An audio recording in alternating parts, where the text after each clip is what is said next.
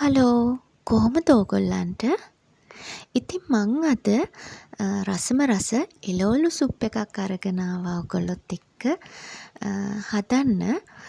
ඉතින් ඕගොල්ලොත් මේක මිස් කරගන්න එපා. ගෙදර තියෙන බොහොම පුංචි ද්‍රව්‍ය ප්‍රමාණයකින් මේක හදලා රස බලන්න පුළුවන්. ඉතින් මම ගත්තු ද්‍රව්‍ය ගැන කතා කළොත් බීලූණු ගෙඩියක් හීනියට කපලා ගත්තා. ඊළඟට සුදු ලූණු ටිකක් තලලා ගත්තා. කරපිංචා ටිකක් හීනියට කපලා ගත්තා. ඒ වගේම රම්ප කෑල්ලක් ගත්තා. ඊළඟට පරිප්පු ටිකක් ගත්තා. කැරට්, අල, ගෝවා, ලීක්ස්, බෝංචි, වට්ටක කියන එළවලු ටිකක් ගත්තා. ඒ වගේම මේකට ඕන වෙනවා නූඩ්ල්ස් ටිකක්, පාස්ලි ටිකක් තියෙනවා නම් ගන්න. ඒ වගේම තව ඔයගොල්ලන්ට තෙල් ටිකක් සහ බටර් ටිකක් ඕන වෙනවා. තෙල් හෝ බටර් කියන මේ දෙවර්ගෙන් එක් වර්ගයක් ගන්නත් පුළුවන්. අපි භාජනයක් ලිප තියලා බටර් ටිකක් සහ තෙල් ටිකක් දැම්මා. මං හරිම පුංචි ප්‍රමාණ වලින් එකතු කරේ. බටර් චුට්ටක් තිය වෙන්න අරිනවා. තෙල් දාපුවම බටර් පිච්චෙනවා අඩුයිනේ. ඉතින් ඉස්සෙල්ලාම මම කරපිංච ටිකක් හීනියට ලියලා එකතු කර ගන්නවා.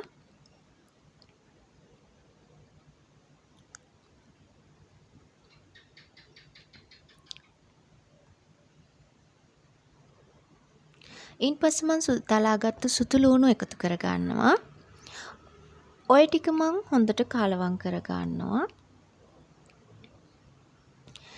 ඉන්පස්සේ අපි අර හීනියට කපාගත්තු බීලූණු එකතු කර ගන්නවා.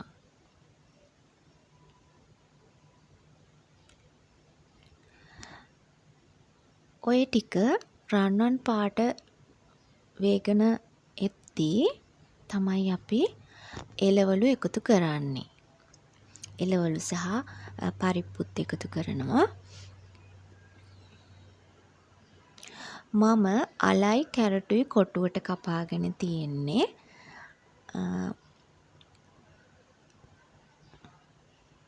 ඔය විදියට අපි එකින් එකට ද්‍රව්‍ය එකතු කරගෙන මේවා හොඳට කලවම් කර ගන්නවා.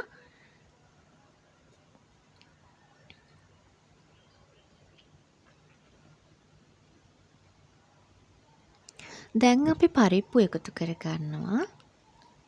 ඒකත් ඔය සේරම එක හොඳට කලවම් කර ගන්නවා. අපි ඔකට කියන්නේ තෙම්පරාදු කර ගන්නවා කියලානේ.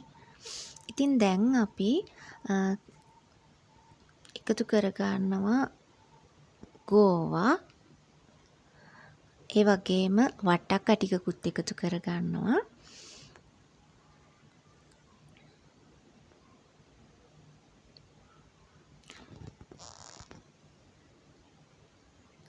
දැන් අපි ලීක්ස් සහ බෝංචි හීනියට කපාගෙන එකතු කර ගන්නවා.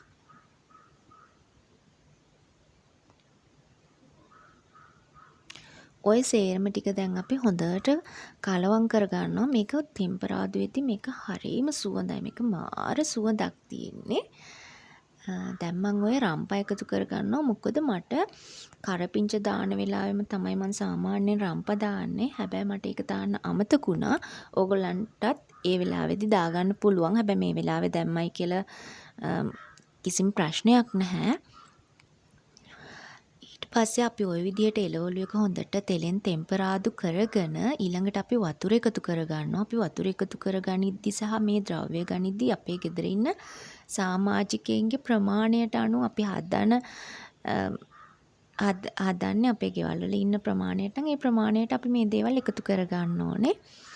ඊට පස්සේ අපි මේ විදියට වතුර එකතු කරගෙන හොඳට තැම්බෙන්න අරිනවා. ඉතින් පියන වහලා චුට්ට වෙලාවක් මම තඹ ගන්නවා. ඔය විදිහට දැන් මේ එළවලු දාපු වතුර එක හොඳට මේ නටාගෙන එන්නේ. මේ වෙලාවට අපි කරන්නේ එළවලු වලින් කොටසක් අරගෙන බ්ලෙන්ඩ් ජාර් එකට දා ගන්නවා. ඒ තැඹුණු වලින් එළවලු වලින් පුංචි කොටසක් අර ගන්නවා. ඒකට අපි ඊළඟට කෝන් ෆ්ලාර් ටිකක් එකතු කර ගන්නවා බ්ලෙන්ඩ් ජාර් එකට දාගත්තු එළවලු ටිකට. ඊළඟට අපි මේ කිරි පිටි හැන්දකුත් එකතු කරගත්තා. ඊට පස්සේ අපි බ්ලෙන්ඩර් එකට දාගෙන හොඳට ක්‍රීම් වන තෙක් බ්ලෙන්ඩ් කරගන්නවා. ඊළඟට අපි ඒ බ්ලෙන්ඩ් කරගත්තු එළවලු ටික හොඳට බ්ලෙන්ඩ් වුණාට පස්සේ මේක අරගෙන භාජනයට එකතු කරගන්නවා. ඊට පස්සේ ඒක අපි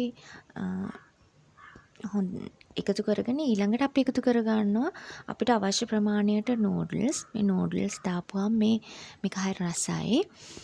ඉතින් ඔයගොල්ලන් ඒක තීරණය කරන්න ඕන. ඔයගොල්ලන් ද්‍රව්‍ය වල ප්‍රමාණ තීරණය කරන්න ඕනේ. අපි අපේ ගෙවල් වල මේක හදන ප්‍රමාණ වලට අනුව, ඒ කියන්නේ ඉන්න සමාජිකයන්ට අනුව. ඊට පස්සේ අපි ඕක හොඳට තැම්බුණාට පස්සේ ලස්සනට භාජනයකට දාගන්නවා. ලස්සනට භාජනයකට දාගෙන ඩ්‍රෙසින් කරගන්නවා. මේ පාස්ලි කොළ මම දාගෙන තියෙන්නේ. ඉතින් පාස්ලි චුට්ටක් එකතු කරගත්තා. මේක ඩ්‍රෙසින් එකක් විදියට හරිම ලස්සනයිනේ. අපි ආහාරයක් පිළිගන්නද්දී ඒක ලස්සනට පිළිවෙලට කරන්න ඕනේ. ඉතින් හදලා බලන්න.